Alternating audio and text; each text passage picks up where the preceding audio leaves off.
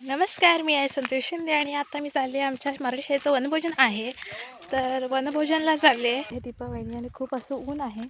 तर आम्ही आता चालतोय, जवळपासच आहे म्हणून आता जातोय. चालता चालता शेताच्या बांधावरती सापाचं कात दिसला, म्हणजे मॅन टाकलं होतं सापाने. लांब असं मॅन आहे. आलो आहोत वनभोजनच्या तिथे. आता मुलं इथं सर्वजण खेळत आहेत. सर्व मुलांचे पालक आले आहेत वनभोजनच्या ठिकाणी आणि इथे महिला मंडळ बसले भाजी साफ करण्यासाठी. अर्धे जण भाजी कटिंग करतायत. जशा प्रकारे आचार्याला भाजी हवे आहे तशा प्रकारे कटिंग करतायत. त्यामध्ये मीही बसले आणि इथे पीठ मळायचा कार्यक्रम चालू केलाय पुऱ्या करण्यासाठी आणि आम्हाला भेळ दिले खाण्यासाठी. तर मी इथे भेळ खाते. माझ्या बाजूला वहिनी होती, ती बटाटा सोलत होती. पीठ झालंय म्हणून आणि अर्ध्या जण पुरी लाटायसाठी बसले आहेत. आता इकडे आचार्याला पाहिजे सुरी, पण सुऱ्या इथे व्यस्त आहेत कारण भाजी कटिंग चालू आहे म्हणून. आणि इकडे पुऱ्या लाटायची सुरुवात झाली. तेल गरम होतंय.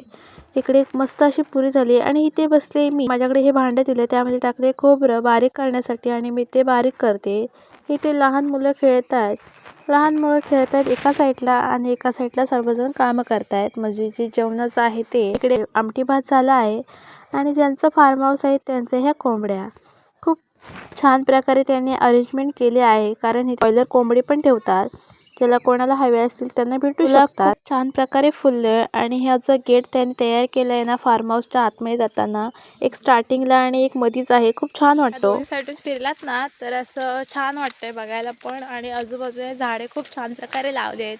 ॲडजस्टमेंट ही छान प्रकारे त्यांनी, म्हणजे मस्तच वाटतंय. तुम्ही एकदा जर आलात ना तर मन मोकळे इथे फिरू शकता. ती सुवेदाची मुलगी बसली विरा, तिला जेवायला भरवतायत. तर ते मी तिला विचारते तू काय करतेस, तर ती मला सांगते मी मम्मम खाते. आणि इथे लहान मुलं बसले जेवायला एका पंक्तीनुसार आणि सर्वजण त्यांना वाढतायत. त्यांचं जेवण झाल्यावर मग लागोपाठ सर्वजण बसलोत आणि नंतर आम्ही बसलो. तर हे होतं आजचं जेवण. हा व्हिडिओ बनवणारा एक नंबरचा दादा पण आमच्याच पंक्तीला बसला होता आणि आम्ही सर्वजण जेवायला बसलो आहोत पंक्तीमध्ये. खूप छान प्रकारे जेवण झालं आहे. तर हाच होता वनभोजनचा आजचा व्हिडिओ. कसा वाटला हे नक्कीच कमेंटमध्ये सांगा. थँक्यू.